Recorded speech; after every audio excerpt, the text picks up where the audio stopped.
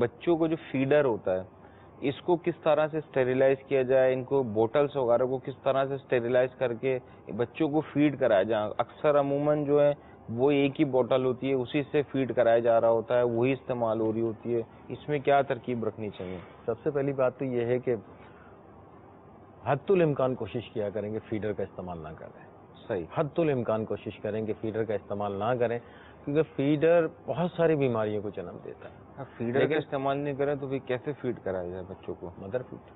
نہیں, یہ تو ایک عمر گزر گئی 2 سال, اب اس کے آگے پیچھے بھی بچے استعمال کر رہے ہیں. گلاسز, صحیح, گلاسز ہیں, باؤلز ہیں, اچھے گلاسز, خوبصورت اٹریکٹیو گلاسز بھی آتے ہیں, بچوں کو دیں, اس سے عادت ڈلوائیں. اب اگر 2 سال کی عمر 2.5 سال کی عمر کے اندر ہم گلاسز سے یا پیالے سے یا کسی چیز سے ہم پلانے کی عادت نہیں ڈالیں گے تو کب ڈالیں گے؟ صحیح. آپ ایک ٹائم تک تو اس کو آپ دے سکتے ہیں, اس کے بعد تو میں نہیں سمجھتا کہ اس کو, اگر آپ نے ایک دفعہ, پرابلم یہ ہے کہ اگر آپ نے ارلی ایج پہ اس کو فیڈر کی عادت ڈال دی. صحیح, ٹھیک ہے نا, ارلی ایج پہ فیڈر کی عادت ڈالنے کا مطلب یہ ہے کہ اب وہ اتنی آسانی سے چھوڑے گا نہیں, کیونکہ یہ انسانی نفسیات ہے, ایزی وے ڈھونڈتا ہے انسان. اچھا, ٹھیک ہے نا.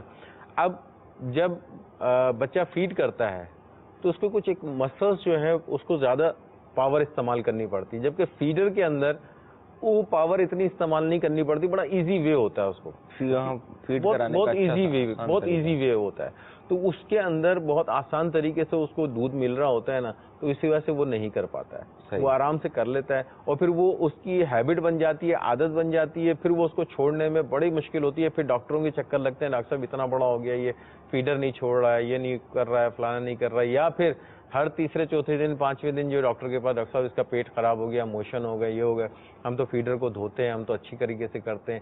بھائی فیڈر لگائی کیوں ہے آپ نے؟ صحیح, لگانے کی ضرورت ہی نہیں تھی فیڈر آپ نے. اگر استعمال کر بھی رہے ہیں فیڈر, چھوڑ بھی نہیں پا رہے, چھوڑنا بھی ہے, تو ان کو اسٹیریلائز کیسے کریں, صاف کیسے رکھیں, اس کی کوئی ترکیب, بوٹلز کو گرم پانی میں رکھیں, کیا کریں؟ دیکھیں, اس میں جہاں تک یہ ہے کہ جو اس کی جو ڈینجرس چیز ہوتی ہے نا, وہ ہوتی ہے اس کی نپل.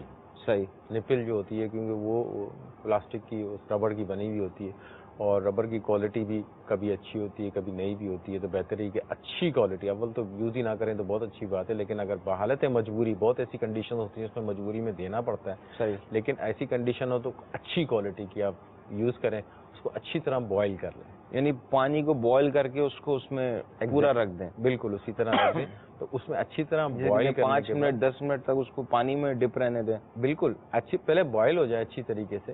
صحیح, جیسے کہتے ہیں نا, کھول رہا ہے پانی بوائل ہو گیا, پانی بوائل ہو رہا ہے, کھول رہا ہے.